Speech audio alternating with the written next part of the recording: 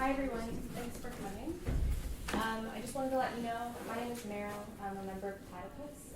Platypus is a new student society at York, and the aim of Platypus is the self-criticism, self-education, and ultimately the practical reconstitution of a Marxian left.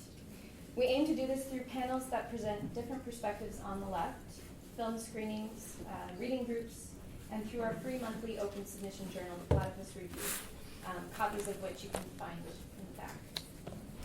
If you're interested in getting involved or finding out more about us, we hold a monthly pub night on the first Thursday at the Poor Boy downtown for free-form discussion about the left, usually starting around 8 o'clock. Everyone's welcome, of course. This afternoon's panel, Freedom in the Anthropocene, is our first panel of the semester. Our next panel will be Tuesday, January 28th, on the politics of work, downtown at Oise. Hart House, actually. Oh, it's at Hart House? Yeah. Okay, sorry. Information on that event can also be found back there. So to stay on top of our events, please add your name to our sign-up sheet. I'll be passing that around shortly. And consider joining us on Facebook, Toronto Platypus. So without further ado, I'm going to hand it over to Andoni Melitopoulos. Sorry. Thanks. Okay. Oh, great. And one other plug, Oberg at York kindly sponsored today's event, so thank you. And also it's nice to be here in environmental studies. All right, so let me introduce the panelists. My name is Andoni Melitopoulos. I'm a PhD student at Dalhousie. I work on weed conservation of all things. I'm in the School of Resource and Environmental Studies at Dal. So to introduce our panelists, to begin with, Raymond Rogers, who's many of you know, has spent many years as a commercial fisherman in the South Shore of Nova Scotia. He's currently involved in community resistance regarding the expansion of the industrial scale fish farms in the area. He's a professor here in the Faculty of Environmental Studies, and he teaches a course in environmental history and biological conservation. He's also the co-chair of the UFA Committee, Projects Committee, doing social justice work in the main Finch neighborhood. Beside Roger, we have Michelle Mawhinney. Michelle is a sessional assistant professor with the Department of Political Science in Political Theory. She's taught at York for a number of years, doing courses in the history of political theory, modern and Enlightenment thought, feminist and postmodern theory, critical theory, ecological theory, ecology and politics, women in politics, and the politics of race and racism. She is currently working on revising a manuscript entitled Identity, Difference, and Nature, as well as articles on Kant, aesthetics and ecology, and dialectics and ecology. Beside Michelle, we have Jordan Briggs. He's a supporter of the international Bolshevik tendency, and I noticed, I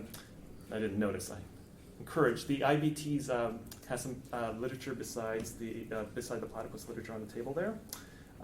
If you don't know, the IBT is a revolutionary socialist organization that looks towards the reconstitution of the fourth. That was my supervisor. I'll take it. Get to work on that thesis. Okay. Come back to the towards the reconstitution of the Fourth International, and with it a world party of socialist revolution. Jordan became politicized growing up in the 90s.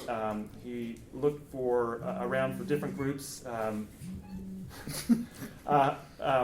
associated with Trotskyist Leninism, and then found that the IBT was programmatically the best option for him.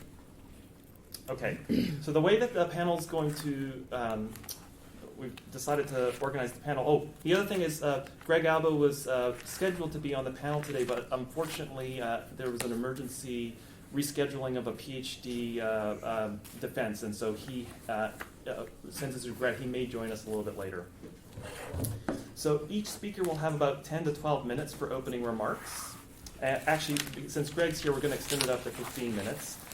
Then we'll provide 1 to 3 minutes for each of the speakers to respond to one another. Then we'll open it up to the floor for audience Q&A.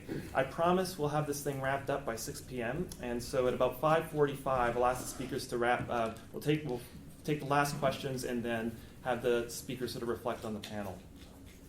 Now, each of the speakers was given a similar description and set of questions that we've done at the various locations. So this is the third installment of this. We had the first one was at the University of Loyola in Chicago, Goldsmith College in London. It's now next traveling to the College of Sustainability at Dalhousie at the end of the month, and then I believe it's going to wrap up in New York. So this is the middle of it.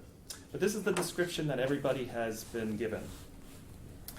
The Dutch atmospheric chemist Paul Crutzen recently characterized the period marked by the start of the Industrial Revolution in the 18th century to the present as a new geological epoch, the Anthropocene. This periodization is meant to capture a change in the history of the planet, namely that for the first time in history, its course will be determined by the question of what humanity will become. What we'll make of ourselves will ultimately decide the fate of the planet. While the idea of an era of planetary history driven by humanity would have been viewed as a great accomplishment by the thinkers of the Enlightenment, it has come to be associated with the potential demise of all life on Earth. The dual legacy of first the Industrial Revolution beginning in 1784 with the invention of the steam engine, and what Crutzen terms the Great Acceleration, this spike in human activities and its interaction with Earth systems that followed World War II, has not, after all, led to the opening of human capacities and the flourishing of ecosystems, but rather the diminishment of both. The onus on humanity to shape the course of history seems only to lead to increasingly unsuccessful attempts to avoid planetary disaster.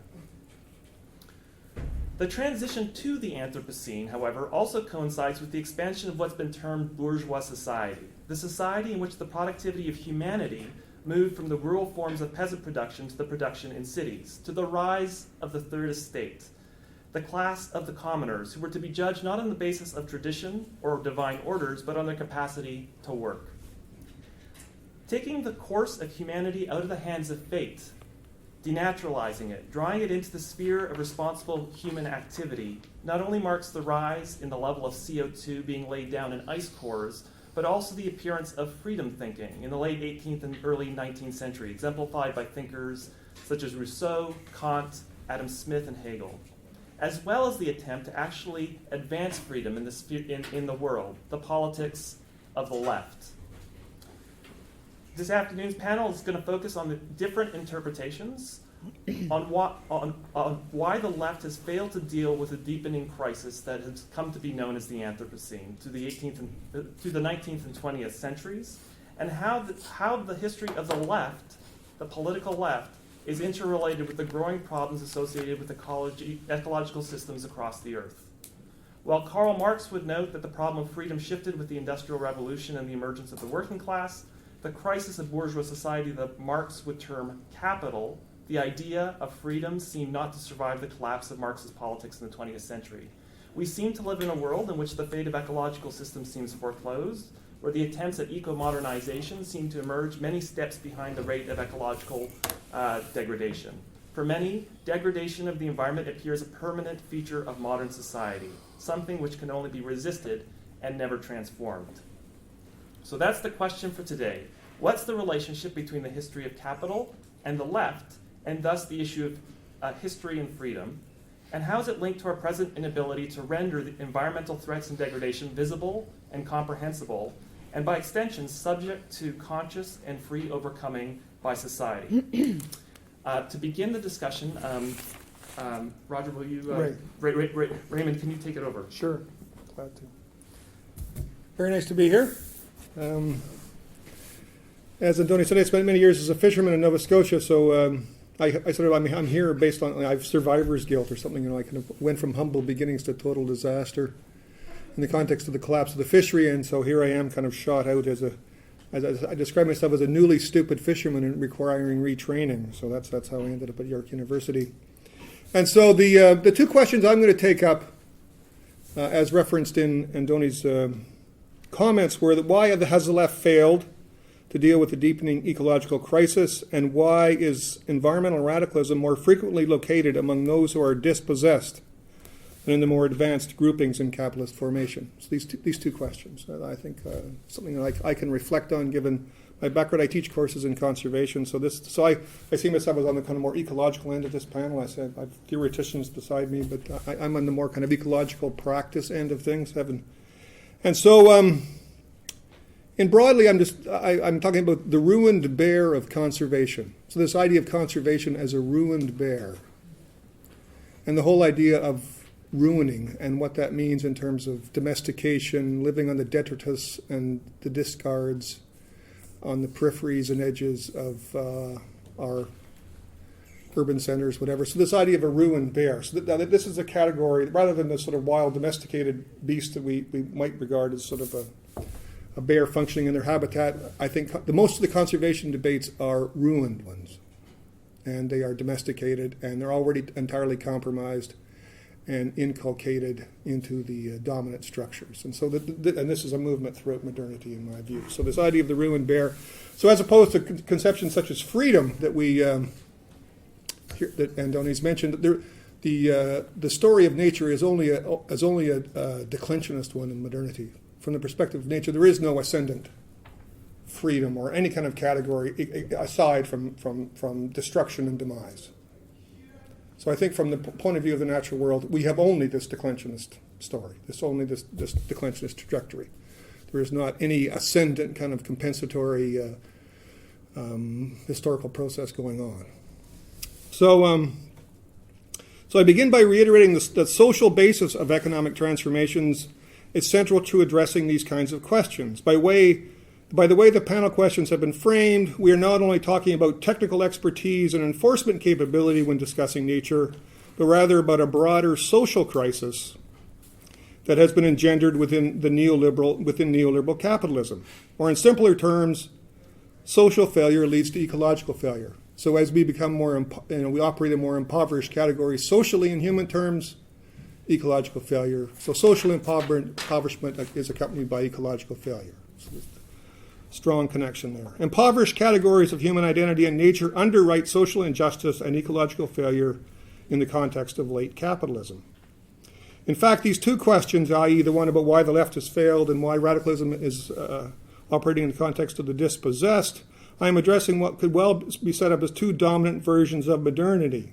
On the one hand, where economic and industrial transformations remake the basis of social relations, and it is here that we would situate the more technical and managerial approaches to nature, and this can be connected with the first question regarding why the left has failed, because we have this sort of technical managerial conversation about nature in the context of these transformations in capital. On the other hand, we have a declensionist version of modernity that is focused on loss and disintegration that centers around the constriction of the social, and this relates to the second question as to why the dispossessed are the dominant radicals in environmentalism. We can also cast this contrast in terms of Raymond Williams's conception of emergent and residual forms moving into and out of dominant perspectives. In times of rapid social change, there is a temporary conversation between what is emergent within a dominant perspective and what is being lost in residual terms because the social relations that support these perspectives are no longer viable. These moments of danger, to quote Walter Benjamin, can be seen in the beginnings of mercantile capitalism and radical sectarianism. To quote Christopher Hill, two revolutions contended for a time. And also in the expansion of the Industrial Revolution, the Romantic Rebellion. Think about this kind of contrast in terms of this ascendant transformation, Industrial Revolution, the kind of Romantic Rebellion in terms of what is being lost, the satanic mills in William Blake's terms. And a third kind of grouping would be globalization and radical environmentalism. So in more recent memory, we have the beginnings of this kind of global economy and the appearance of radical environmentalism, claiming that there is something social that links humans and nature. And they contended for a time, and then the conversation ended as this process was eclipsed, as these transformations became complete. Whether it's radical sectarianism, romantic rebellion, radical environmentalism, these things all become eclipsed at a certain point as there is the kind of triumph of capital, and these conversations end. So in these terms, there is a realm of discussability that shifts historically and is shaped by alterations brought about by economic and political forces. And we can think about this. We all have these. Of course, we're well aware of these transformations. There's things like we create the category of the social to talk about the economic in the 19th century. This new alternate pole where we try and behold transformations. Right? We think about feminism and patriarchy. We think about environment and development. biodiversity monoculture. I mean, the term biodiversity is unthinkable without monoculture. Aboriginal people didn't go around saying, "Oh, we're biodiverse." I mean, it requires monoculture to gain discussability. As a certain kind of it's a creature of the thing it's trying to critique. So that we develop these alternate poles to try and reflect on transformations, and so that we have this kind of tension that moves, I think, through modernity in our attempt to kind of behold these kinds of transformations. These alternate poles are constructed in an attempt to behold various forms of exploitation, but they are also creatures of that domination since they emerged out of it. As has been acknowledged in the comments that inform this panel, a case can be made that these subaltern analytical projects and their accompanying emancipatory social projects have largely failed. In terms of my own experience, I began my work in the area of political economy and environment and culture under the assumption that there was some heavy lifting to do to create the analytical space so that environmental activism could develop some purchase on hegemonic structures. It is difficult now to maintain enthusiasm for this project anymore as analytical and social space continues to collapse around us. And I think, we've reflected on the idea of when I went into this sort of whole project, the conception of wilderness was a significant, it had a lot of sort of social oompah to it. It's basically now gone. I teach in environmental studies. You watch these graduate, we have 300 master's students at any one time moving through here, and you can sort of chart the shifts in topics over time.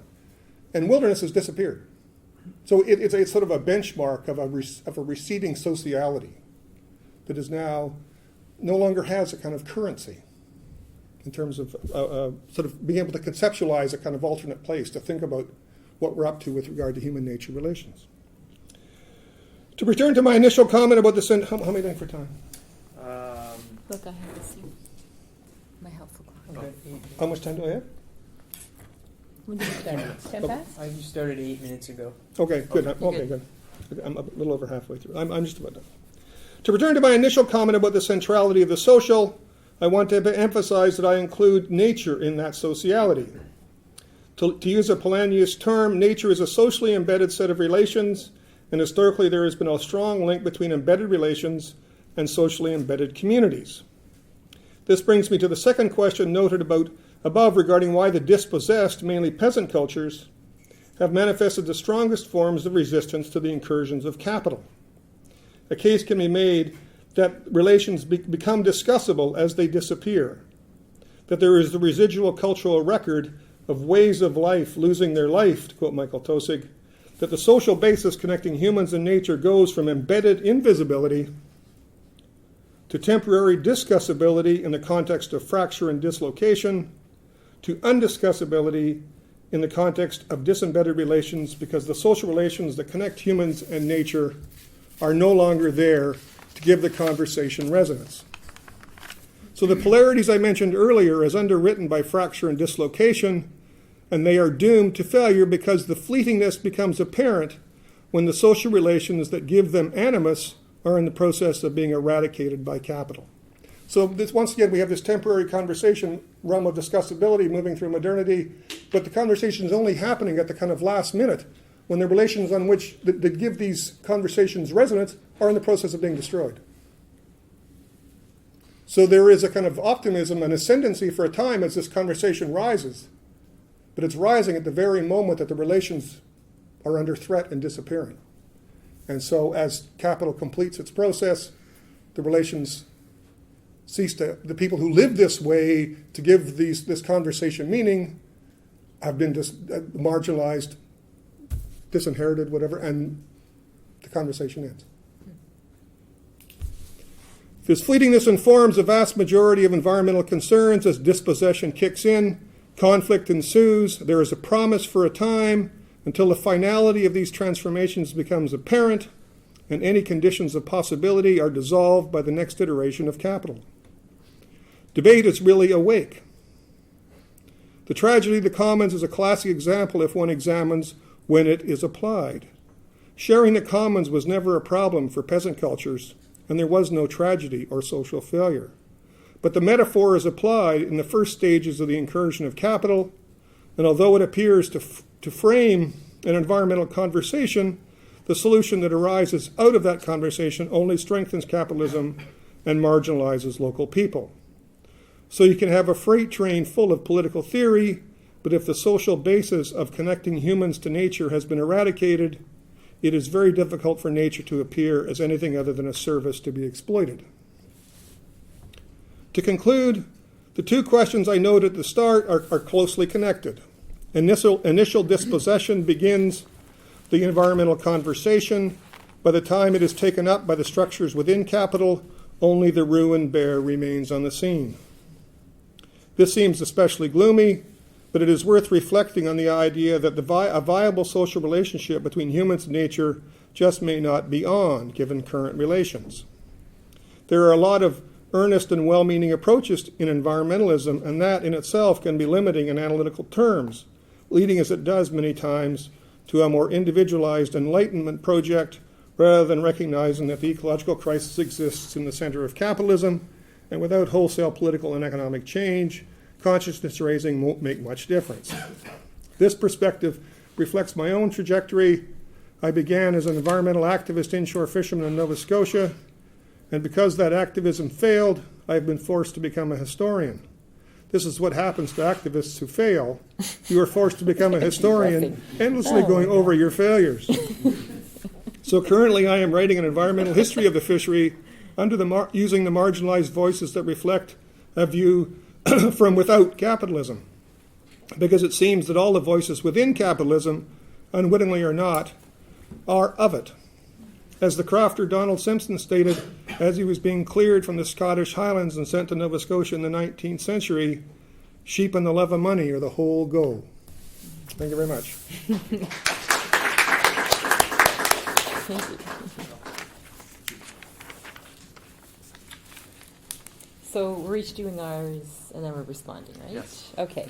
Hi, everyone. It's nice to be here. Andoni, right? Yes. Andoni sent us much homework questions, many homework questions, and then he kept sending us more and more. So I've been doing my research. I didn't know what the Platypus Society was either. Anyway, so I've been going through these questions, and they're huge questions. There's about 6 questions that he sent, and any one of the questions could be, a whole debate, a whole thesis. But to me, they're all kind of interconnected in that they are kind of working from within a certain paradigm that I think is very important to shift. And one of the things that's intriguing me about this concept of the Anthropocene, which I wasn't that familiar with, is that it's a concept that is coming out of the sciences, but is kind of leaping disciplinary boundaries. It's becoming a term that you're seeing more widespread in popular culture.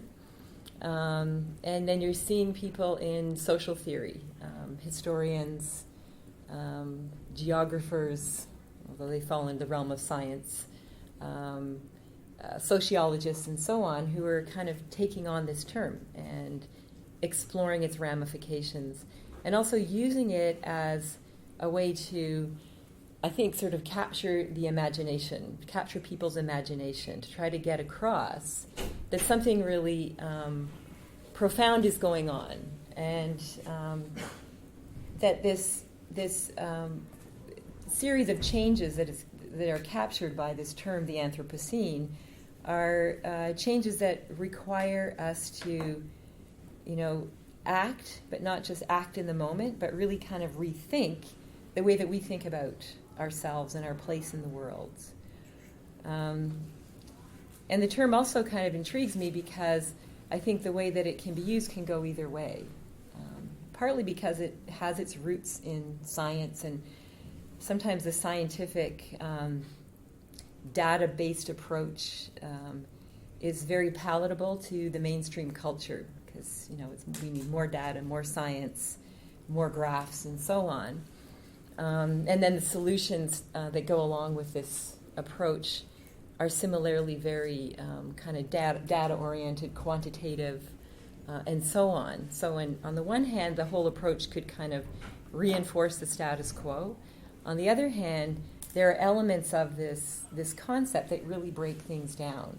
And one of them is it's moving across a discipline. So you see this kind of conversation between the sciences on the one hand and the social sciences and the humanities on the other hand. So breaking down these dualisms between nature and culture, for example, and that's a theme that I'm coming across a lot with the people who are using this concept. It's a concept that invites a very holistic approach to the whole ecosphere and to our place within that ecosphere. So on one way, it's, the whole concept is very anthropomorphic because it's all about humans changing a geological cycle. So it's kind of the epitome of, this Enlightenment dream of mastery on the one hand. But on the other hand, it's a very humbling concept. So in that way, it's, can potentially really affect a paradigm shift. So breaking down these barriers and kind of rethinking our place within the whole. So these are some of the things that were coming to mind. And then, but it also brought me back to a book that I read years ago based on a Massey lecture series by one of my favorite historians who's a popular historian, Ronald Wright, you probably are familiar with. And he delivered the 2004 Massey lectures called The Short History of Progress. So he gave the lectures in 2004, and this is around the same time as this concept of the Anthropocene is gaining cachet in scientific circles. It's, kind of being promoted and played around with, and then apparently there was this whole conference to decide if it should be a proper geological term, and very interesting. So anyway, he delivers this lecture, and fascinating lectures, and the book is a great read.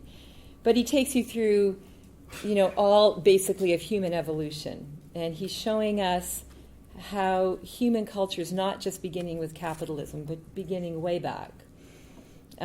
He shows us a whole series of human cultures whose very success, their progress, so their success at hunting, at agriculture, at war and conquest, the building of great cities and monuments, that the successfulness of these cultures then led them to collapse. And he calls this progress traps, right? So, going back to Mesopotamia, to Easter Island, to the Mayans and the Aztecs, and then, right up to modern bourgeois society, to quote Marx. So this is the quotation that I want to begin with because I just think it encapsulates so many interesting themes and dynamics and contradictions within our present situation. So this is in one of the last chapters. And Wright says, Marx was surely right when he called capitalism, almost admiringly, a machine for demolishing limits. Both communism and capitalism are materialist utopias, offering rival versions of an earthly paradise. In practice, communism was no easier on the natural environment, but at least it proposed a sharing of the goods. Capitalism lures us onward like the mechanical hare before the greyhounds, insisting that the economy is infinite and that sharing, therefore, irrelevant. Just enough greyhounds catch a real hare now and then to keep the others running till they drop. In the past, it was only the poor who lost this game. Now it is the planet. Now, I really like this passage because it captures the most profound and deadly contradictions really at the heart of capitalism. The anti-ecological logic that is at the heart of this system. And we see this in many of recent eco-socialist writings who go right to the inner logic of Marxism, his critique of capitalism, to show how capitalism in its very logic is intrinsically anti-ecological. In other words, it cannot be redeemed, it cannot be reformed. Which is something, Marx is highlighting, but Marx is a product of his time and place, right? So it's not something he explicitly explored, which doesn't mean that we can't. Now, the passage is also interesting to me because it highlights the limitations of any kind of socialist alternative that doesn't confront this logic. In other words, that stays within the sort of paradigm that Marx was working within. In other words, if you don't, you're envisioning a future free association of producers. Really, this is the socialist vision, according to Marx. This future free association must be an ecological association. Otherwise, to me, it's not really free. And then on more prosaic political terms, a socialist challenge has to challenge as well, has to challenge the capitalist system on the grounds of its broader or deeper eco-destructiveness. And this refers to that productivist critique of Marx. Sometimes Marx is called a Promethean as well.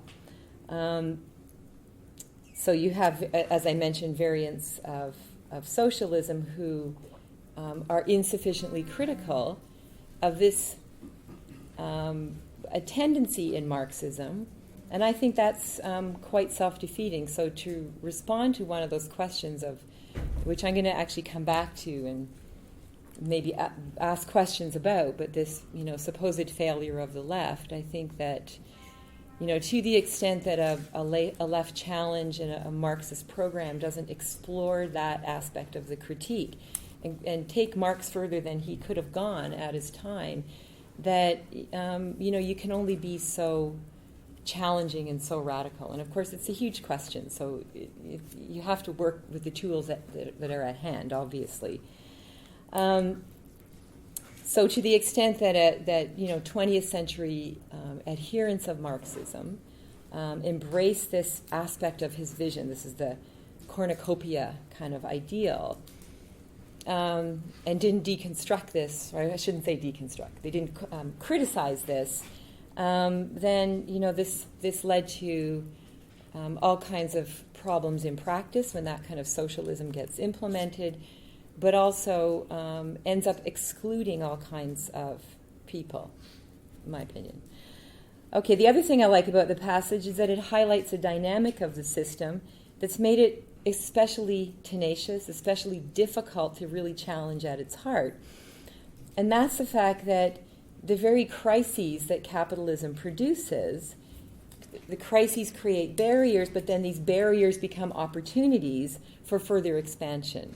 Right? And so you have this classic piece by O'Connor where he talks about the crisis-laden and the crisis-dependent nature of capitalism. And O'Connor talked about capitalism destroying its own conditions of production. That's what he called the second contradiction of capitalism. The conditions of production involve those aspects of life that the system rests upon, but treats as commodities, although they're intrinsically, site-specific, their use values. So this would include natural ecosystems, human beings, and so on. We can see this today insofar as, it's this massive contradiction where the ecological crisis is very much on the radar, and you'll have very few political leaders who won't acknowledge that this is an issue. Although sometimes they say, well, we have to create jobs first. But they all pretend now to care about the environment. There's a pretty vibrant series of environmental movements. And there's all kinds of lip service paid to greening this and greening that. But yet the activities that are creating the problem are intensifying. And this is the great acceleration pointed to by Crutzen. But, now we're in the greater acceleration because, he's pointing to this speed up and this intensification of levels of human activity which have led to spikes in impacts on Earth systems.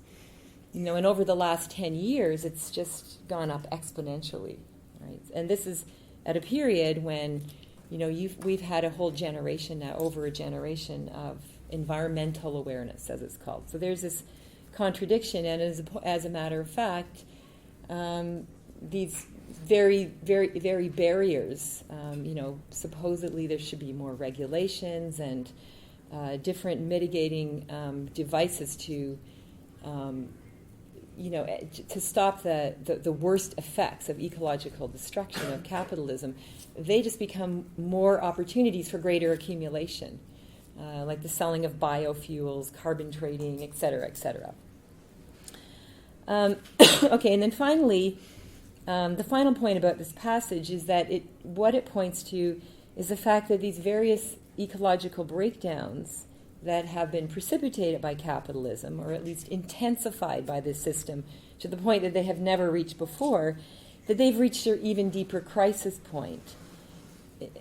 And this is because of the fact, and this is something that Ray has referred to, is that there is no area of the planet anymore that is left for capitalism to expand into. It's basically expanded everywhere, now going deep into the earth with this horizontal fracking. Like, it's, talk about destroying your own conditions of production. It's coming home to roost for people in rich industrial countries.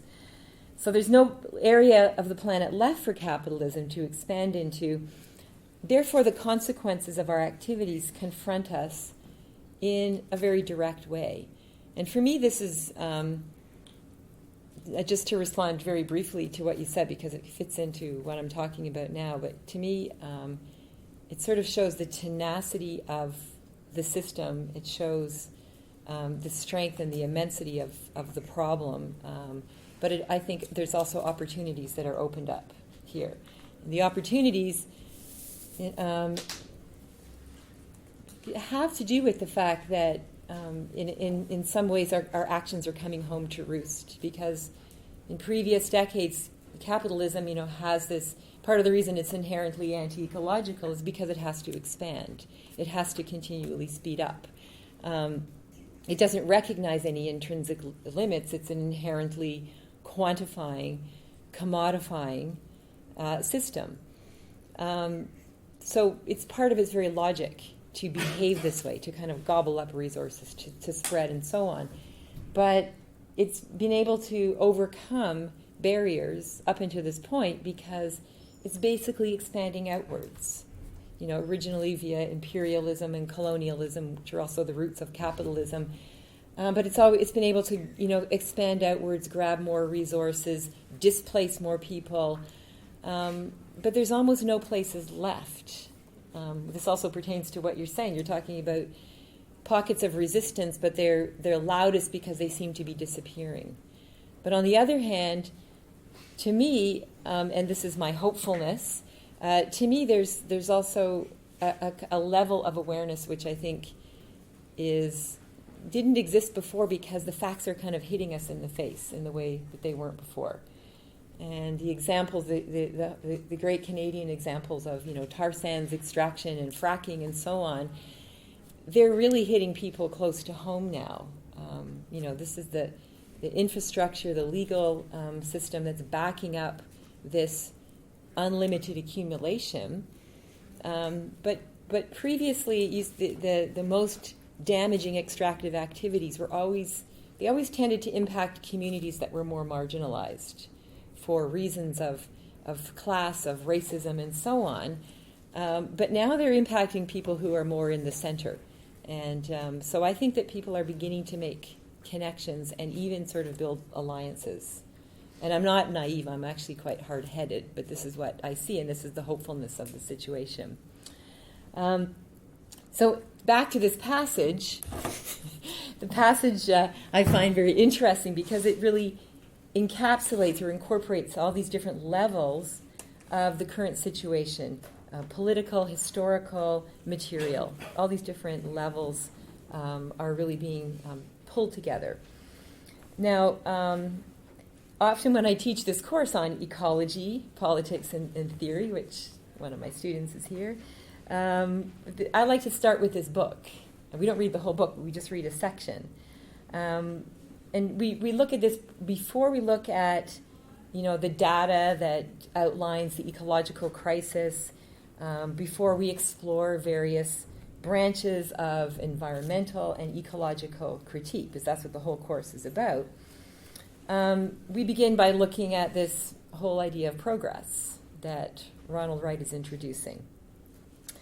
And the reason I like to begin this way is that it's a good way to really interrogate some of the core concepts and the core values of modern Western political thought and culture. And not just in the sense of coming up with better definitions, more accurate definitions, but really try to push through a larger framework, a larger conceptual and political and moral framework that we're working within. So a paradigm shift. And basically the way that we do this is that we try to reassess some of these values, these concepts, through a different lens. We reassess these concepts through an ecological lens. Right? So we talk about ecologies and what that means. And we begin with the notion of progress itself, which is a really core value in Western culture. And a closely related concept and value that comes up is the value of freedom, the concept of freedom. And one thing that I found, if we do a kind of word association exercise right off the bat, is that it's very difficult for students to conceive of these terms outside of the meanings and the associations that emerge, especially since the onset of modernity in the West, and the Enlightenment in particular. So progress, you sort of throw out, what comes to mind when you think of progress?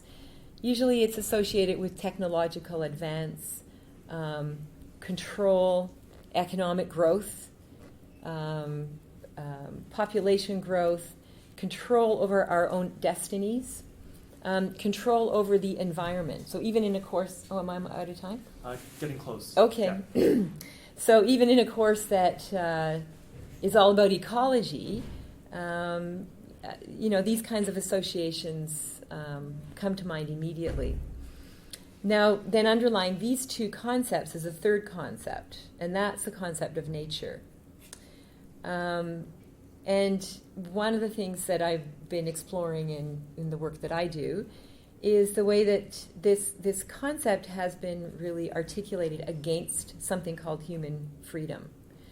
That our very authenticity as human beings is then defined against this thing called nature. Even in historical accounts of human nature, then this category of nature tends to be abstracted and dehistoricized. How much time do I have left? Am I done? Just a little bit over. But you know what we can do is. Okay, well. Or we can bring it back in, or. Yeah, no, I can. Okay. No, well, I'll just stop now because. Okay. Because it's not fair for me to go on. Thank you. And we can break. Yeah, that's fine. Yeah.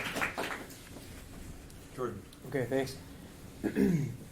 The struggle for human emancipation in the Anthropocene, which is the geologic epoch distinguished by the impact of civilization on the natural environment, is inextricably bound up with the project of establishing an egalitarian and ecologically sustainable economic order, namely communism.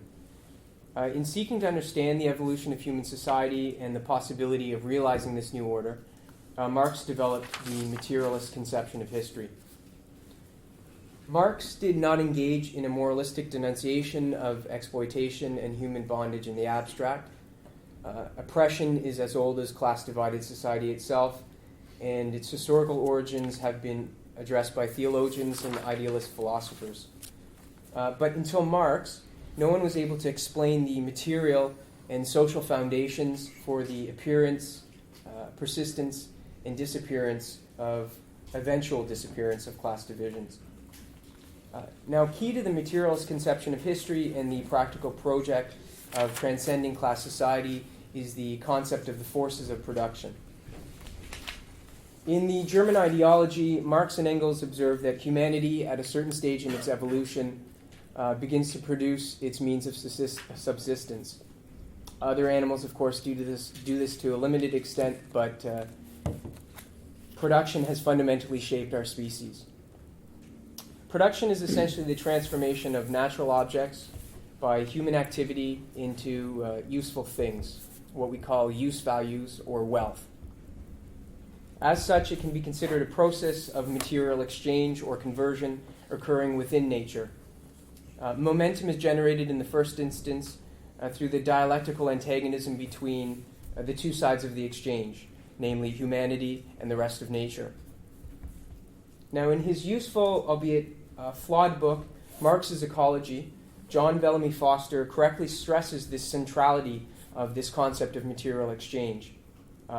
Foster refers to it as the human nature metabolism. And he stresses that it's central to Marx's materialism and cites Marx's important observation in Capital that, quote, labor is, first of all, a process between man and nature, a process by which man, through his own actions, mediates, regulates, and controls the metabolism between himself and nature. Now, this metabolic conversion of matter by human labor requires means of production. Combined with technique, labor power, and forms of organization, these means of production are the basis of Marx's concept of the productive forces, that is, human capacities to transform nature. The speed, efficiency, form, and purpose of this metabolic conversion, as well as its ultimate sustainability, are dependent upon a complex interplay of the forces and social relations of production that together constitute historically distinct modes of production.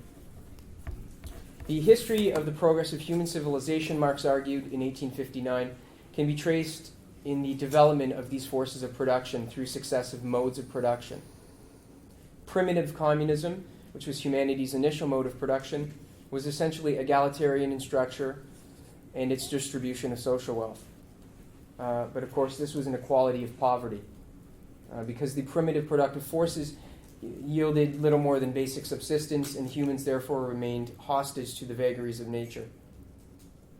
Now, while the causes of the transition to class society remain obscure, it is clear that the material foundation of class divisions, and with them the attendant gender inequality and other forms of servitude, was the development of these forces of production to the point that it was possible for a tiny privileged layer of society to exist without directly participating in production, what we call a ruling class. Henceforth, the drive to enhance labor productivity or to increase the efficiency of this human nature metabolism was mediated by non-egalitarian social relations.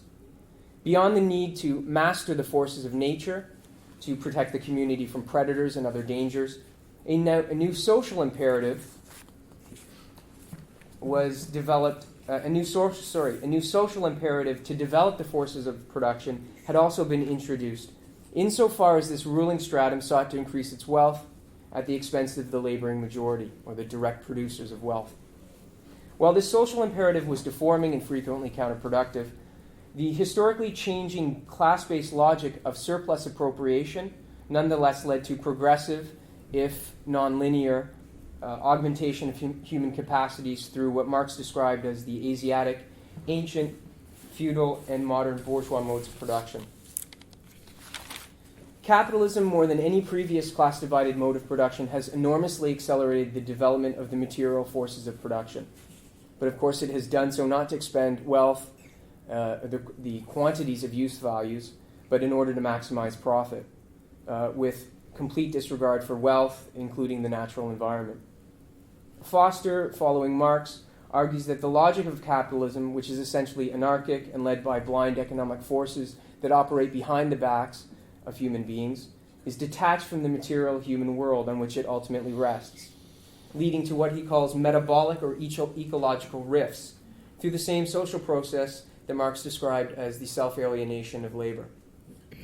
Capitalism has taken alienation, exploitation, and inequality to unprecedented heights, while providing humanity at the same time providing humanity for the first time with the possibility of eliminating these scourges through a fundamental reorganization of the social relations of production. In Marx's words, capitalism has created the material conditions for the solution of social antagonisms. While widening ecological rifts to an extremely dangerous extent and thereby imperiling the very foundations of human existence, capitalism has also created the material conditions to repair those rifts if bourgeois society can be eliminated before it destroys the environmental preconditions for human life on Earth. Now, Marxism provides a guide for the historical transformation of society through struggling for changes that both initiate the transition to communism as well as anticipate its early stages. In his critique of the Gotha program, Marx brilliantly sketches a transitional period between capitalism and the lower phase of communism, what Lenin and others characterized as socialism, during which society will still be, quote, economically, morally, and intellectually stamped with the birthmarks of the old society from whose womb it emerges, end quote. Nevertheless, the collective ownership of the means of production would represent a fundamental transformation in the economic foundations of society, vastly enhancing humanity's capacity to control nature. Capitalism is enormously wasteful, all the more so in the epoch of its decline, with an increasing proportion of human activity devoted to financial speculation, marketing, military expenditures, and other irrational overhead costs of the free market.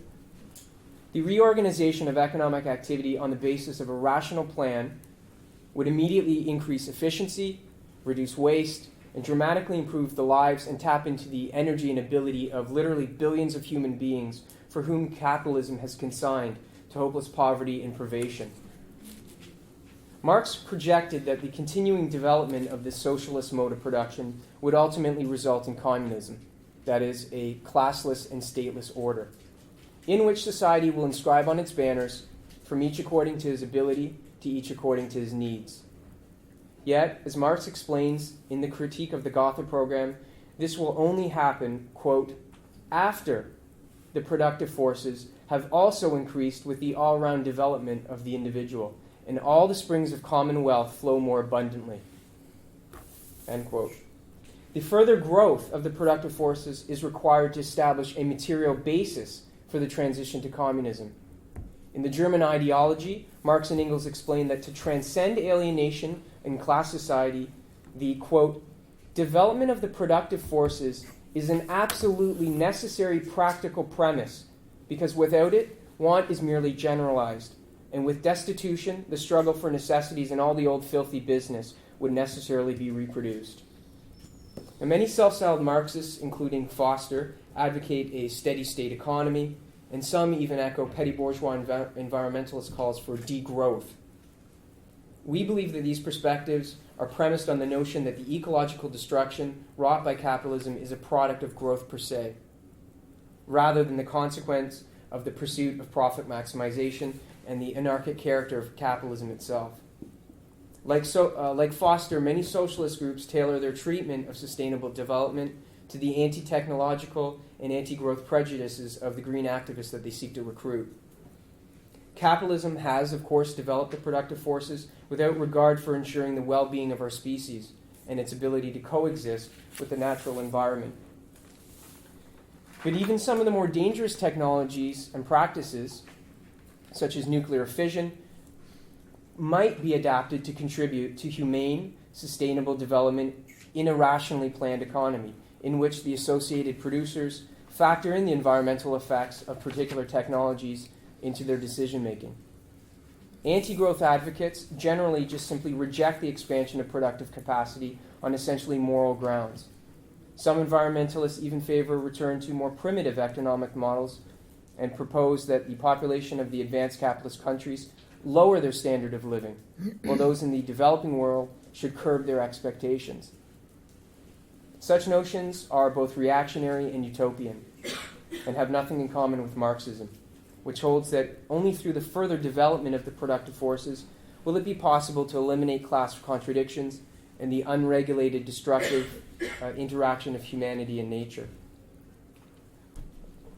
In his Economic and Philosophic Manuscripts of 1844, Marx described communism as, quote, the genuine resolution of the conflict between man and nature, between man and man, the true resolution of the strife between existence and essence, between objectification and self-confirmation, between freedom and necessity between the individual and the species. Communism is the riddle of history solved, and it knows itself to be the solution.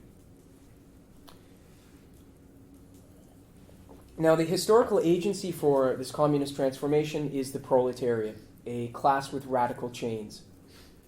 In order to liberate itself from these chains, however, Marx observed that the working class has no choice but to collectivize private property and reorder the relations of production in an egalitarian and democratic manner. Insofar as there is an identity between communism and environmentally sustainable development, a political project capable of effectively addressing ecological crises must have as its goal the seizure of power by the working class and the imposition of what Marx called the revolutionary dictatorship of the proletariat. Yet many present-day admirers of Marx and virtually all green activists view this perspective as hopefully naive, outdated, and in some cases dangerous. While more pro-working class environmentalists sometimes put forward hazy calls for labor to take up the cause of sustainable growth, others are simply indifferent or even hostile toward working people who they view as myopic, conspicuous consumers, only interested in maintaining the polluting factories, mines, and refineries in which they work. What is necessary is an approach that links the strategies of redressing environmental crises and the growth of social inequality on the one hand, with a perspective of the socialist reorganization of society on the other. This, of course, requires organization. A revolutionary party capable of leading the working class and other oppressed layers to fight for state power. Building such a party must center on winning mass support for a revolutionary program that is a set of demands that constitute a basis of practical struggle, to guide the spontaneous movements of the workers and the oppressed in the direction of overturning the dictatorship of the bourgeoisie and creating a new type of state based on democratic working class institutions.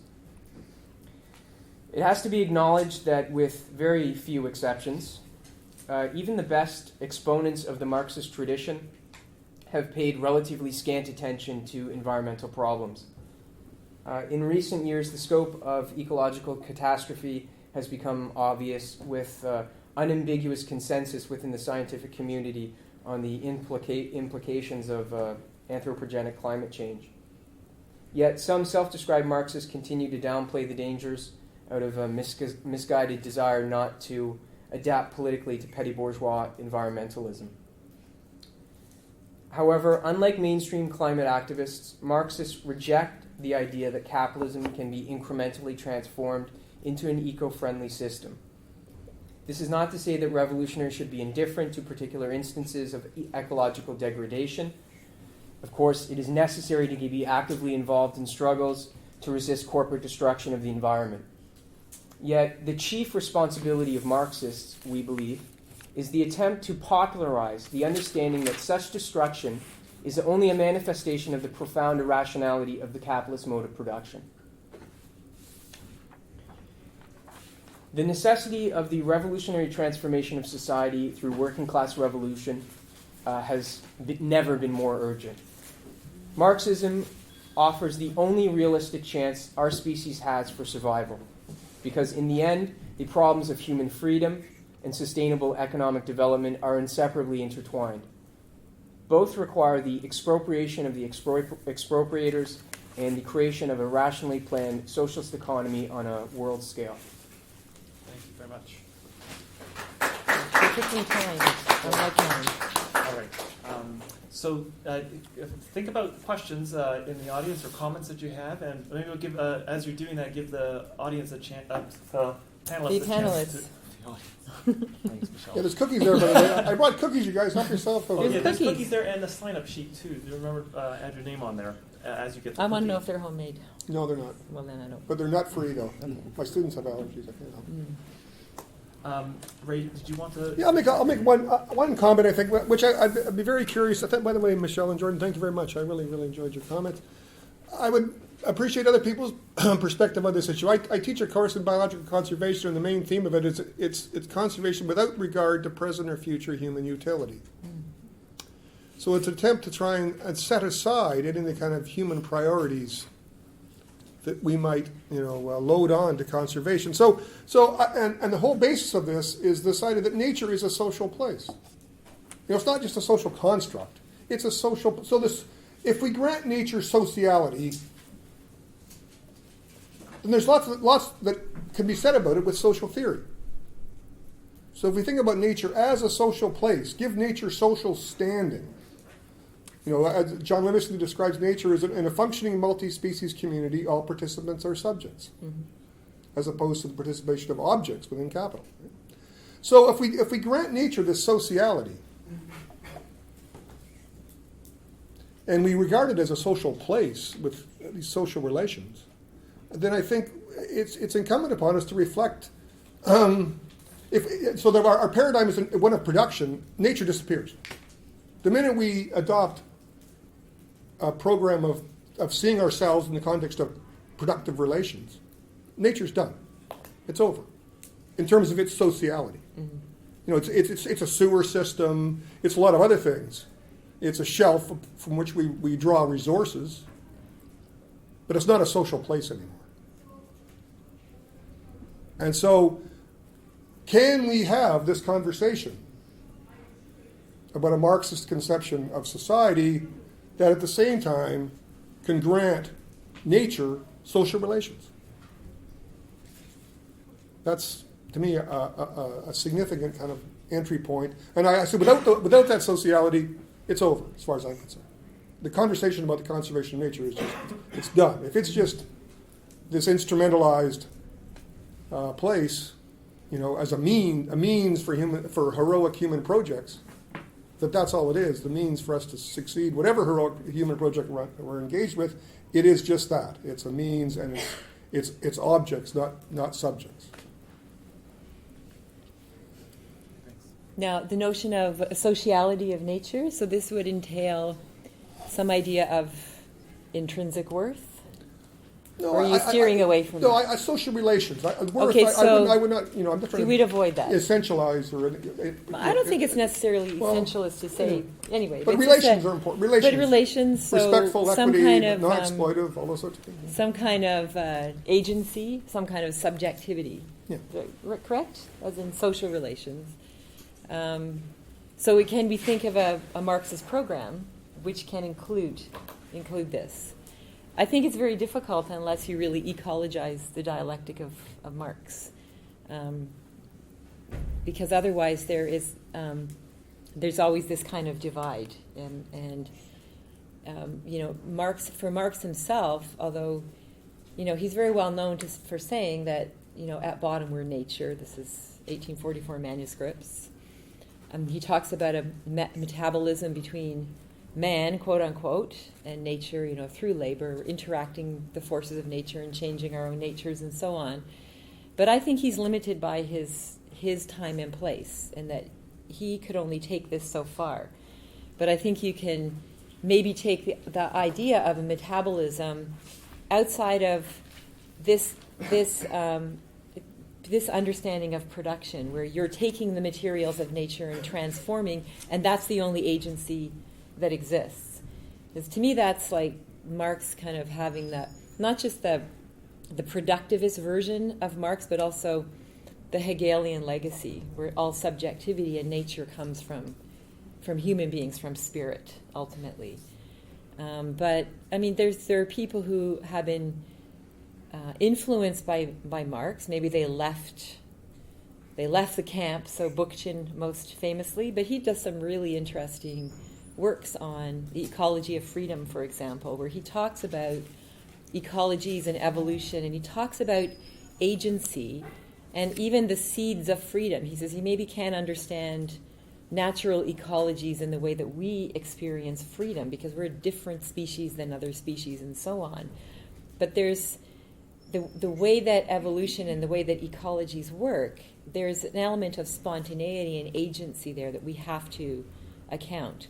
And somebody like Joe Covell as well, very much a much more integrated idea of humanity as first of all, human beings as being ecological systems themselves, not just our physical systems, but also our cultures, our communities, our own psychologies. And I found this a very, very useful way to understand this interaction, especially when we think about how capitalism works by, causing these ecosystemic splits and rifts and destroying the integrity of systems. You can understand this idea of integrity, which is everything to do with a healthy ecosystem. You can understand that you can use that to understand what a healthy community is like, or an economy, or, for that matter, even just a healthy psyche. Think about an integrated person. So I think there's ways to use Marxism. I think Marxism has a place, and that's another question. But I really think that the ecologizing of Marxism has to go much deeper. And I think part of this also is going to require that we take more seriously not just production but reproduction. And this was going to be one of my questions to you as well. Because this is the classic Marxist account of this interaction of human beings and nature, this metabolism through labor. And I find it very useful because it's integrating the natural aspect and the spiritual aspect, which were divided categories at that time. So he's making them quite immediate. But I think you can go a little deeper than this, and you can think about how we are engaged in production, but we're also engaged in reproduction. And this means having babies, but it also means regenerating the means of life. And then when we ask that question, that this comes to another point of who's engaged in these struggles, who's being impacted. And then we can really start identifying different people who are, living in this mediated relation in very different ways, according to the activities that they do. And so this is an ecofeminist insight, and many people dismiss ecofeminism, assume you mean these like essentialist, spiritual kind of ecofeminists, but there's a branch of ecofeminism which is very materialist. And what they're calling for is that you take that materialism, you take it a bit further. And we need to look at all these activities. You can even think of somebody like Marilyn Waring, her classic book, If Women Counted. She's like, how do we value things? What gets counted as not just growth, but economics per se? Why are all these things left out? Who's doing them? What role do they play? And Vandana Shiva talks about this too. And one of the things she discusses in the context of, development, which she calls maldevelopment, is that it's people who are engaged in these activities, which are not counted as properly economic activities because they're not income generated, they're not passing through this cash nexus, they're not about commodification, but no culture could exist without them. So they're disappearing, they're under attack all the time, but we couldn't survive without these activities. And these are activities that have to do with the regeneration of life. And that has to do with reproduction, and not just production as narrowly constrained. So I think we have to go a lot deeper and actually take Marx more seriously. I mean, I think his critique of capitalism is unmatched, and he's always one of my favorite theorists, but it doesn't mean you have to hold on to everything he says. You can take the core and push it a little bit further, and I think that's all what moving forward is about. So. Yeah, I don't want to take too much time in responding. I'm interested to hear what maybe some of the audience members have to say as well. But I will say a few things. I mean, I think that, Marx, of course Marx was limited. He lived well over 100 years ago. And much of the stuff I was quoting was like 150 years ago. So he is obviously, limited to some extent. But I think, and certainly he's limited from the perspective of the severity of the problems that the environment is now experiencing. And I tried to address that, this is a serious, urgent issue. I think I concluded by saying that. I think he's limited to that extent, but the point I was trying to make in the presentation is that the framework that Marx addressed capitalism from, social inequality, and humans are and their relationship to nature is the best thing that has ever been written.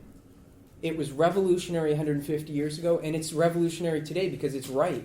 And I think, to address what Ray was saying about, the possibility of a better society in just simply seeing nature as something that we can exploit for our own benefit and as a thing that needs to be seen as only from what it can do for us. I think Marx's Ecology, which was a book that I referenced in the presentation, I think Foster does a pretty good job of explaining how Marx and Engels, when they were developing their understanding, their materialist conception of history, they really saw humans and nature as intertwined. Mm-hmm. And that they had an understanding of the need for coevolution between humanity and nature.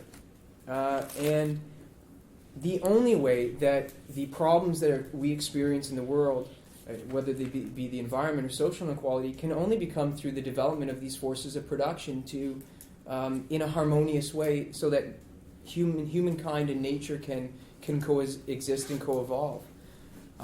So I would recommend reading Marx's Ecology by Foster. It's useful. It does have limitations. One of them being that Foster really does not focus on the need to develop the productive forces as the material basis for communism. But it's a useful book. So that's it. Great. Well, let's.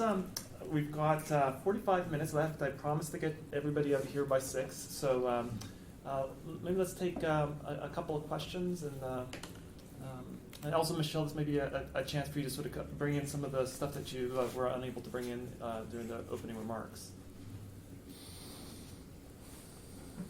I don't have much of a question, just some remarks.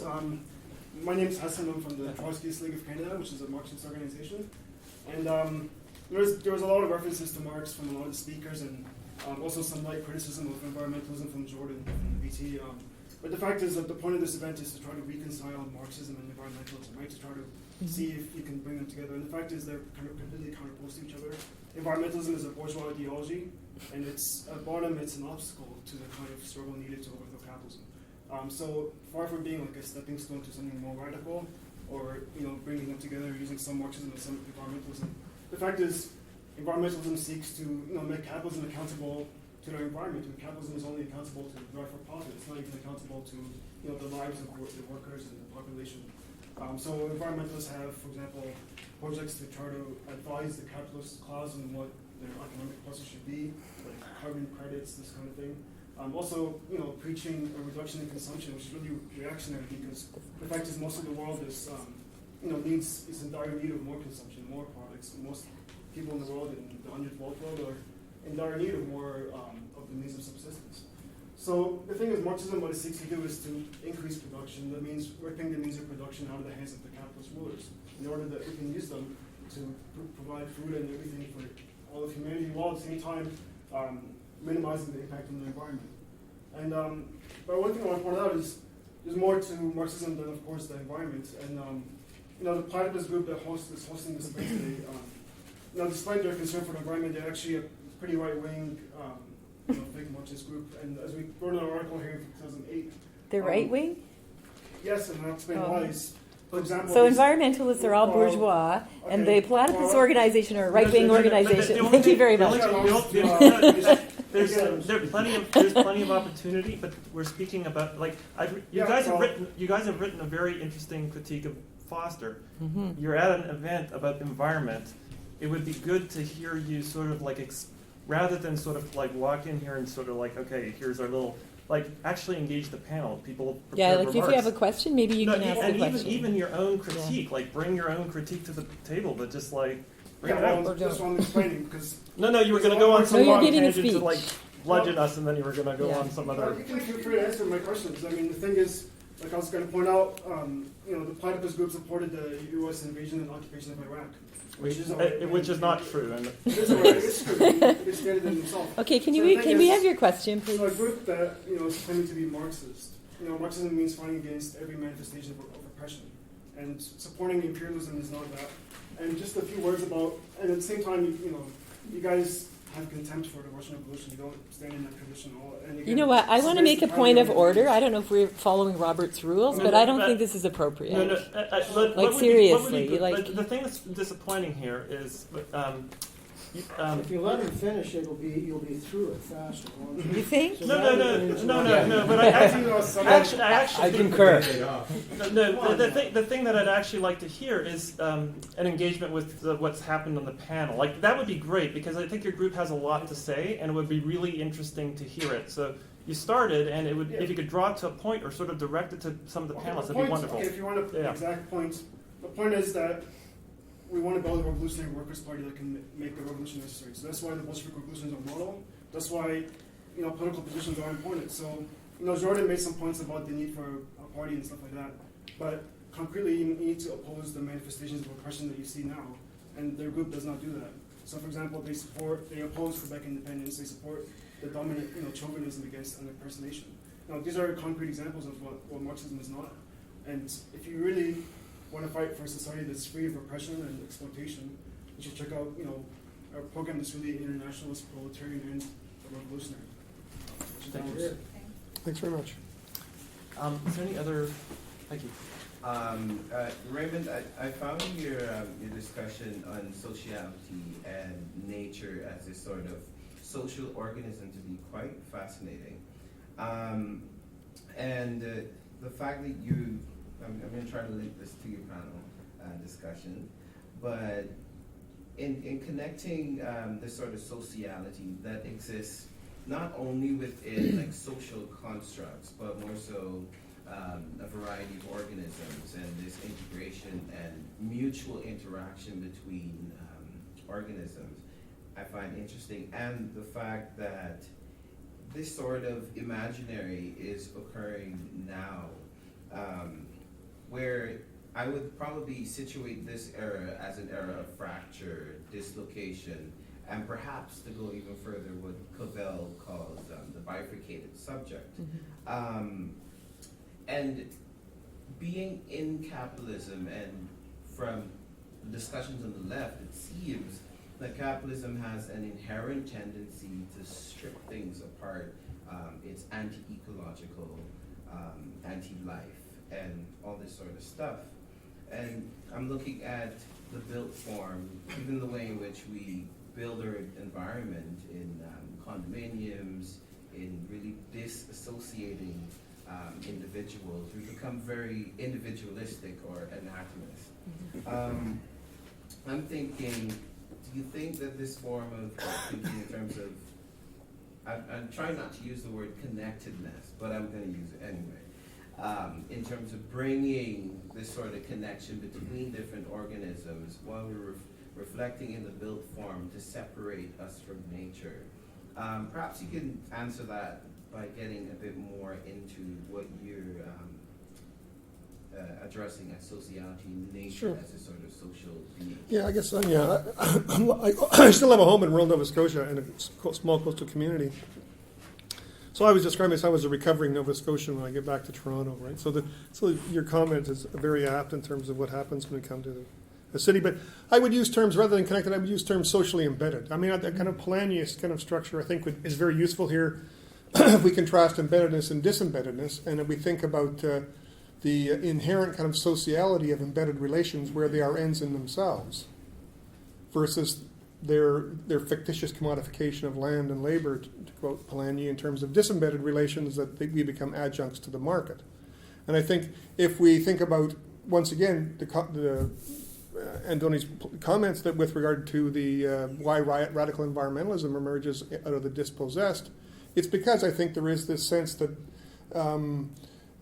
socially embedded communities linked to the natural world in a kind of, in this sense that there's a shared kind of sociality, are the ones that experience social crisis.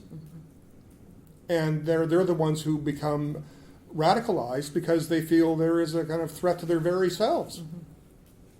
And these are a lot of times peasant communities, right? So there is the sense in which that sociality exists there, and there is a kind of long-term, what you could term coevolution, that has operated over time, that is not necessarily exploitive, right? That has a kind of egalitarianism about, I mean, what Polanyi would refer to as reciprocity or redistribution, as opposed to markets, right? The disembeddedness of markets. So, I mean, I think those terms, I think, can be very useful, because I think if we're not just going to see nature as the kind of as a kind of store of resources or as a sewer, then if we're going to get past the kind of services mode, which I think is that kind of socially impoverished, those categories, I think we have to start applying kind of broader social theory to think about what nature might be in this sense. If that's helpful.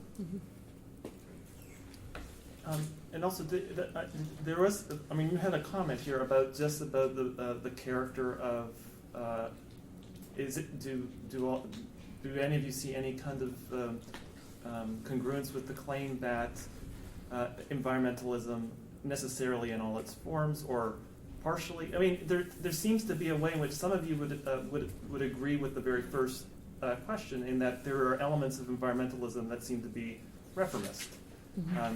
But it's very, very bourgeois. Most but I also get a sense on the panel that you would also disagree, that there would be elements that could dig down to something more authentic and be able to bridge Marxism and ecology in a way. Did anybody want? The comment was made, and it was made aggressively, but I didn't know if any of you wanted to take it up. Yeah, it's an interesting comment, and I think it relates on to these 2 points. One, the point about where do you find most of this activity, and the most kind of radical activity, and I think that I agree with Ray that you often see this in communities that seem to be really directly threatened in a more immediate way by the system. And it's a point I made too in my talk at the beginning, that that those of us who are in rich industrialized countries, who are not marginalized within these countries, have been relatively sheltered from the impacts of our activities, even though we're the ones who are doing most of the carbon footprinting and other measurements and so on. But that this is increasingly kind of coming home, because there's fewer and fewer spaces. And to take it in Marxist terms, we can think about primitive accumulation, right? And I think this process is still going on. And when I teach this in my classes, it's something the students can really get a handle on, because you ask them, like, think about what you mean by the commons. We talk about the enclosure of the commons and so on. And can that be going on now? And they always come up with examples of, shared spaces or non-privatized spaces, non-owned spaces that people live on and with, and that these spaces are still being encroached upon. So you see there's this phenomenon now of this massive land grab going on all around the planet. It's going on in cities, where you have speculators swooping in and buying up properties and building these hideous condominiums. And you're finding these land grabs particularly acute all through Africa, where land is being snapped up, privatized, and used to grow, cash crops or for biofuel and so on, right? So the process is still happening, and I think that some of the most really radical movements are responding to that. They have to, because this is impacting them their very livelihood. So it's not necessarily that they have a removed kind of bourgeois understanding, but they have an understanding, and that's why you have these movements around seeds in India, saving seeds and against the seed patenting, and the peasant movements for food sovereignty and so on, and throughout South America, protecting land for subsistence farming. This is happening in Uganda now. So there's all kinds of movements happening. It's not there, and it's not like these people are fighting. They're not just disappearing, right? So that's one level, is that we can look at who's active. So on the question of the bourgeois nature of environmentalism. Also, the term environmentalism is a bit problematic, because it treats the environment as a thing that's out there. That's why I like to use the word ecologies as opposed to environment. But then it comes back to terminology as well. So usually the kinds of strategies that are promoted, that are treated or kind of dismissed, as reformist and bourgeois, They may be, for example, the whole movement to degrowth, which was one of your questions, right?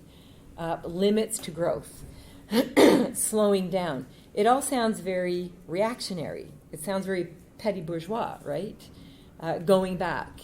But you have to look at it in context. And if you look at it in the context of this system of capitalism, which is all about rapid expansion and even the capturing of time itself, like it's this speeding up process. In that context, slowing down is quite radical because it's challenging the very nature of the system.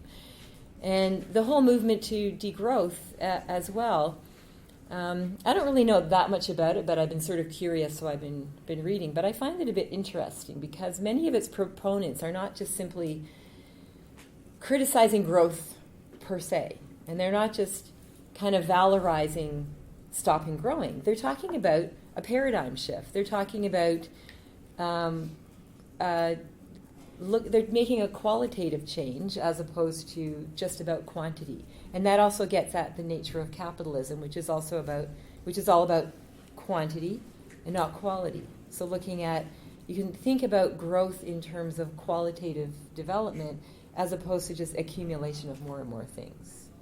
So. Thank you.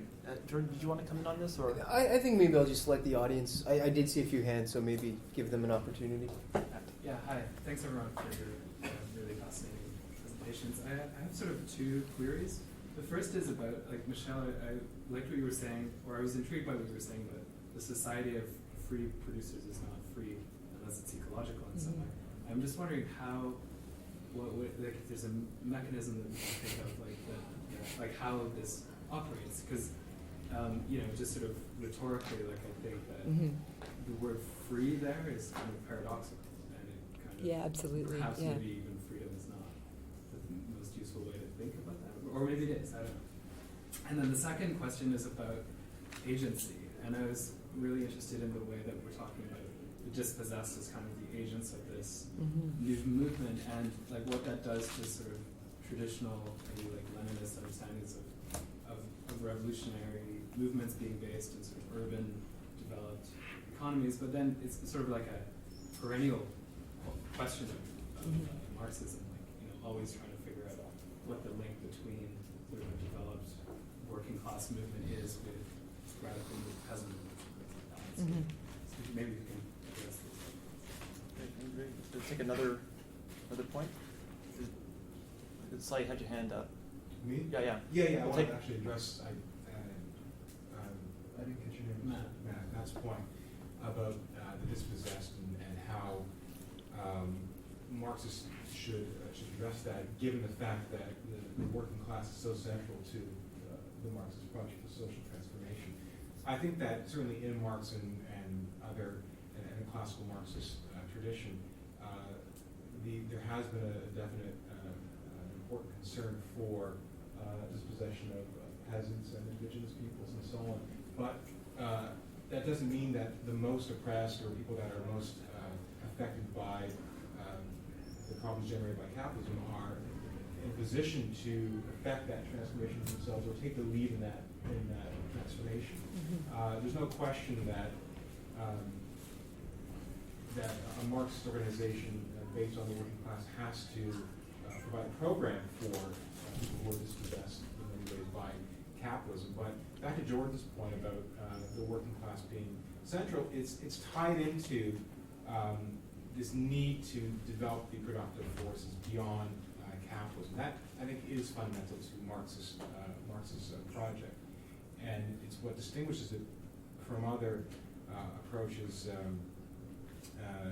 to environmental problems. I also want to make the point too, I'm sure people are familiar with the chemical spill in West Virginia that's been in the news over the past few days. It struck me in thinking about the topic of today's panel that the name of the company that was holding the chemicals was Freedom Industries. And there of course is a kind of freedom for capital to exploit natural resources and to disregard the environment, but it does come back to this point that we can't be free unless we develop a way of interacting with the environment that's sustainable and safe. But that's not possible without some further growth. So I would say that this concept of deep growth or even a steady state economy is not one that's going to be able to prevent the destruction of the environment and to achieve freedom for the oppressed. Anybody else want one last question in this round, or should we? Is anybody dying to kind of have something related? Okay, so and not to, Semi-related. and not too. No, Okay. Go ahead. Well, my question kind of links in with both of you guys, and it basically probes at a new sort of discussion happening within ecofeminist literature. I know Michelle mentioned if women counted earlier, but I'm basically trying to think through what a sort of feminist response would be in terms of providing the view of an economy that is probably reproductive in an eco-friendly sense, in thinking about someone like Ariel Saleh, or I know, I can't remember his name, but the book Infinite Growth or something, I can't remember. But basically thinking through a feminist sort of imagination of reproductive economies in an ecological sense. Well, the questions are all related, and they come down to this. Sorry, I keep bumping into you. They come down to this idea of freedom as well. And so one thing I was thinking about is the need to kind of unpack what we mean by freedom when we're posing these questions. Because I was going through these questions and scratching my head and thinking, why are they so hard to answer? Why are they so hard to understand? And then I realized they seem to be operating on a certain notion of freedom, which was the kind of notion of freedom that I was starting to talk about, which really gets entrenched after the modern period in the West and after the Enlightenment, particularly with capitalism. And it's an idea of freedom that's really dissociated from something called nature, which is equally kind of idealized and static and so on. And so this idea of freedom can be, often it's located in the individual, in the free will, in a notion of transcendence, if you're a Kantian, in a notion of doing whatever you want, if you're a utilitarian. Even the romantic response is still very human centered, and it's still about this kind of free agency, which is a bit narrowly constrained. And I think holding on to that idea of freedom, which is just kind of reaches its apex, it's epitomized in capitalism, that you can't really conceive of an ecological society with that kind of freedom, and you have to start to rethink what that would mean. So can you think about freedom that also entails an idea of an integration within the whole, or does that raise the specter of kind of extreme holism and losing yourself in the whole, which is often a response to that whole idea of integration? But integration isn't going into homogeneous mush, right? It's all about the articulation of difference within the whole, and there's elements of reciprocity and all these words that are associated with understanding how ecologies work. So there is a kind of freedom in there, but we've become very dissociated from that. So it's very difficult to, the framing of the question itself becomes very difficult, because on the one hand, we want a certain quality of life, but quality of life is associated for us with quantity of things. And to try to put the brakes on the quantity of things seems like an impediment to freedom. But, to me, the cycle of accumulation and so on is not, it's freedom, it's entrapment. It's like the Anthropocene itself. Anthropocene, it's kind of the nirvana of that notion of freedom, because humans are determining the geological future, right? But then it's not freedom, because there's no control at all. It's like Marx's sorcerer, right, in the manifesto. It's like completely out of your control. So these are just some thoughts. Right, Jordan, do you want to come in on the? I mean, the thing I would be interested in is in thinking about the idea of around the Russian Revolution and how revolution and freedom are interrelated in your mind, or how you would see of a project of freedom being, I would imagine for you it would be completely integral to revolution. And so just to hear you expand on how you understand that would be helpful. Yeah, well, I think we believe that a working class led revolution is the necessary means to the end, which would be communism, in which the questions that we're talking about and social inequality or the environment primarily today, it's only on that foundation that they can be adequately addressed and resolved. There's no guarantee, but it's the only way forward, because what we see today is the exact opposite. Things are getting worse. So we think that that seems a lot more like necessity. It's like it has to happen. How is it connected in your mind to sort of the idea of like forms of society? I guess that's the question more. To use a crude analogy, if communism is the Venus de Milo, then revolution is the hammer and the chisel that has created it. And you're not going to get that beautiful statue without, the appropriate tool. And I look at the world, and I have for the last roughly 15 years, and concluded that things are very bad, and they've only gotten worse, and they're only going to get worse. I think the only solution is a working class led revolution that gets rid of the society in which gets rid of the state, which is the apparatus that maintains private property and the immense inequality and ecological destruction that exists in the world. So, just to address the point you mentioned about the Russian Revolution, our organization sympathizes with that. We believe that there were many lessons out of that revolution. We don't believe that the society that was emerged from that, from the mid-1920s on, was socialism. It wasn't communism. We have a particular critique of that, given our political tradition. We identify with Trotskyism. But we believe that, nonetheless, there were things about the Soviet Union or Cuba today, Vietnam, North Korea, that are worth defending. Mm-hmm. That in some level, to varying degrees, there are elements of those societies that we would not want to get rid of.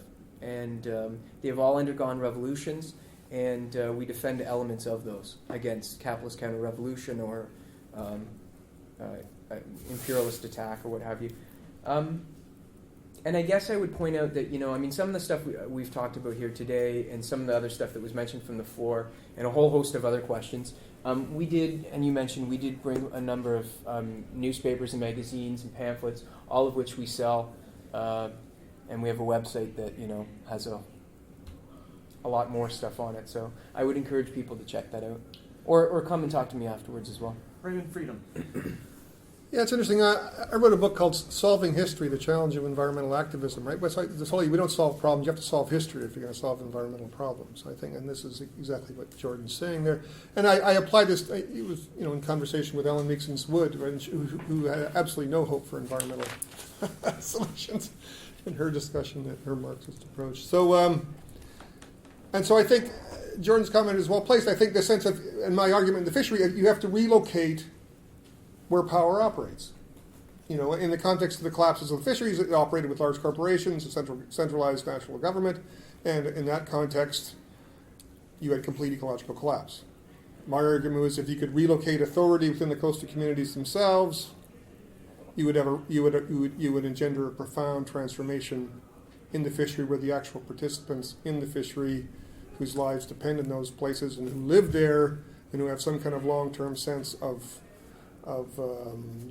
viable relationship over time, that then there would be some sort of opportunity in terms of both social equity, economic equity, and ecological viability in the context of the reorganization of the fishery. This was my argument. So there is, I think, this sense of it is a revolution of sorts in a kind of in a managerial sense in terms of how the fishery operated. And so this sense, but you do have to solve history. You can't just solve a problem to achieve that kind of goal, right? So I think that it is that relocation of power. Somehow we have to, that is, I in general, I don't think within capitalism ecological stuff is on. I mean, I mentioned that in my comments, right? That it is a ruined bear for the most part.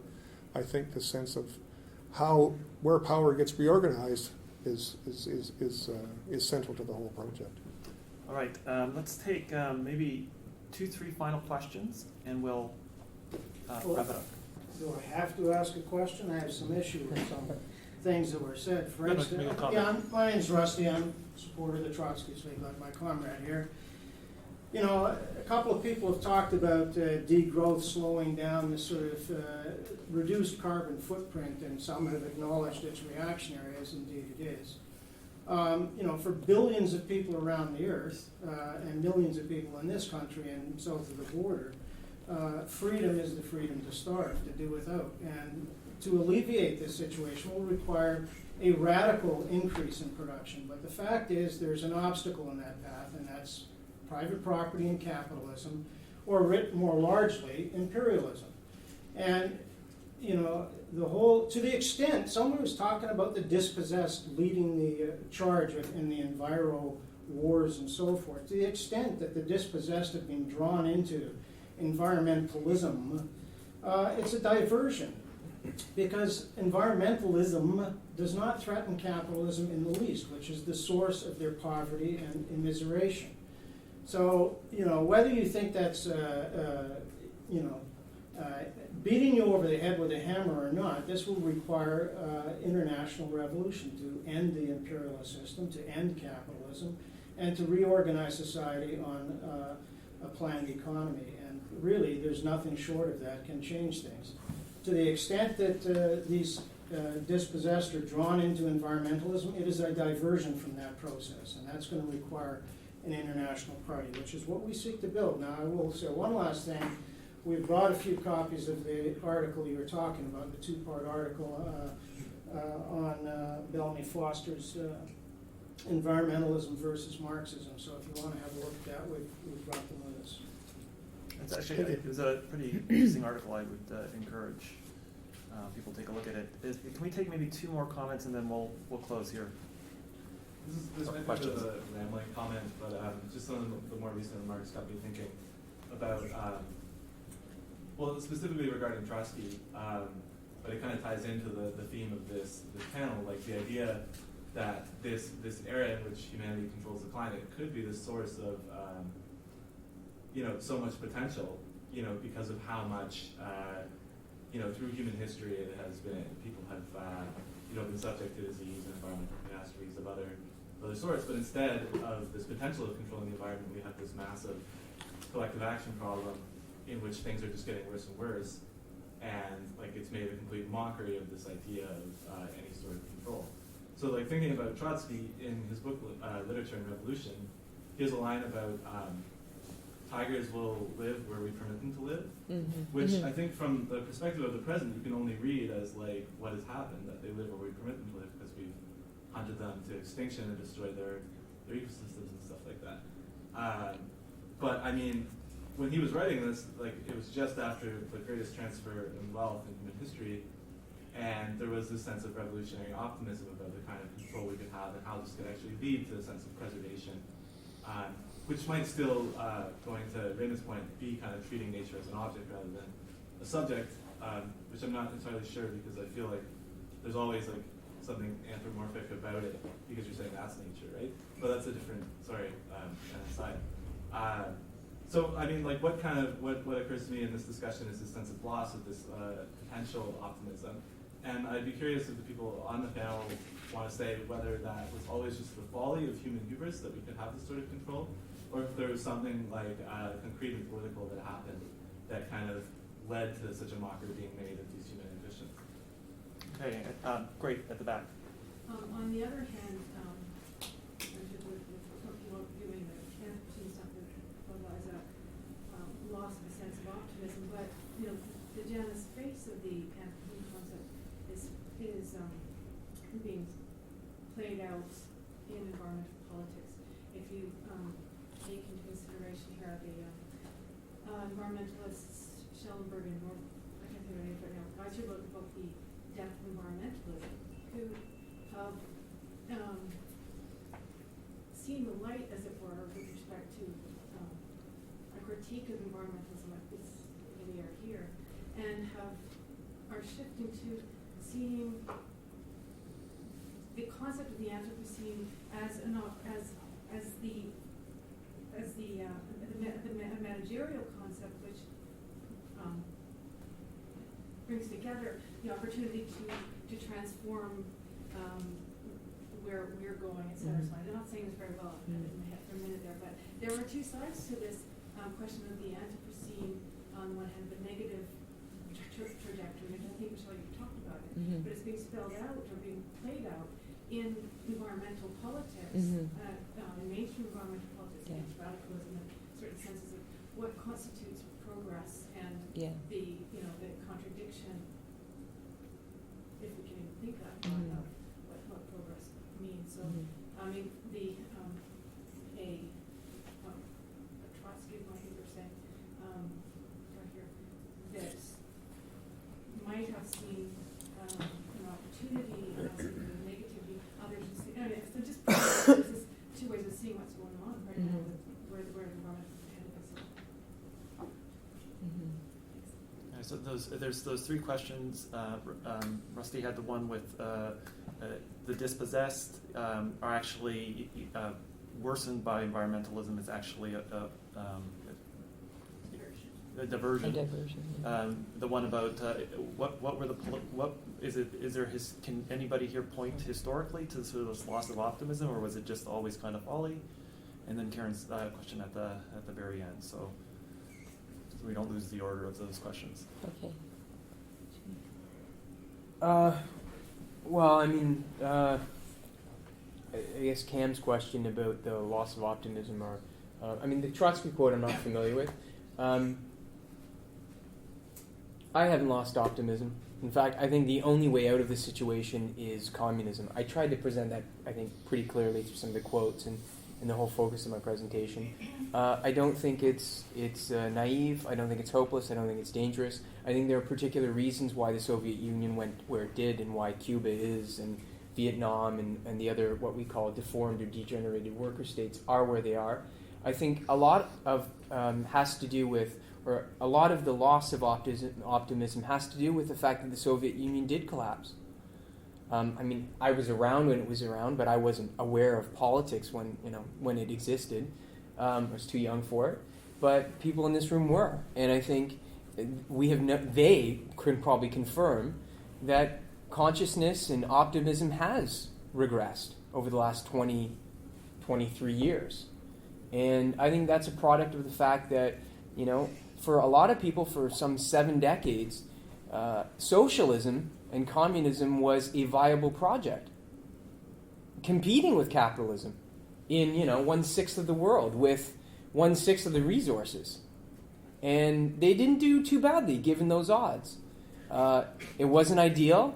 There were major problems with it, and it's not the ideal society that Marxists should want to build.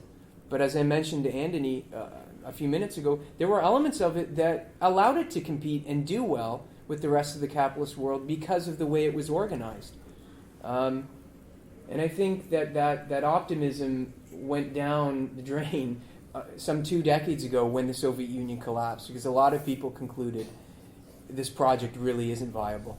And we are at square one for a lot of this. I mean, in some senses, we're at square, the end of the square for the environment, because it can't take much more. But as far as organizing people and providing an optimistic program, a viable one that they can believe in, we are really at square one. And we haven't been here for, I would say, well over 100 years, close to it. People are atomized, they're demoralized, and they're unorganized. And they need to get organized. I guess, Rusty, a comment to you about the diversion, I guess. I mean, myself and 50,000 other people lost their way of life in 1992 when the fishery collapsed, right? And you're pretty casual in regarding that as sort of a diversion. And I think some kind of sense of social justice should be able to find a way to take that seriously, take it into account, and find a way to include it in your analysis of the momentum of history that isn't just a a means to some further goal down the line, right? And that can be taken seriously as part of an analysis that this is not a wholesale revolution down the line, but there are fights to be fought at every stage of the process, and that's your comment was quite casual, I found. Ray, did you want to take on any of the other? I regard myself as an optimist with a catastrophic sense of reality. So I don't know, I don't know how I come down. I'm a catastrophist, but no, I mean, I don't regard the dispossessed as any kind of vanguard. I mean, I do regard them as a residual cultural record of what's disappearing from the world. I'm in that territory of remembering in history. That's where I found myself, and others have a sense of attachment to some process that's underway. We all are given our lots in life, and mine is I'm at the process of witnessing and remembering at this point. I mean, I have a certain trajectory, a certain life experience that's happened to me, and I'm in the process of a kind of witnessing as much as anything else. And I don't presume to be future oriented at this point, right now, not at this moment in my life. I'm in the process of witnessing and remembering and beholding in the context of the complicated world we're in. So.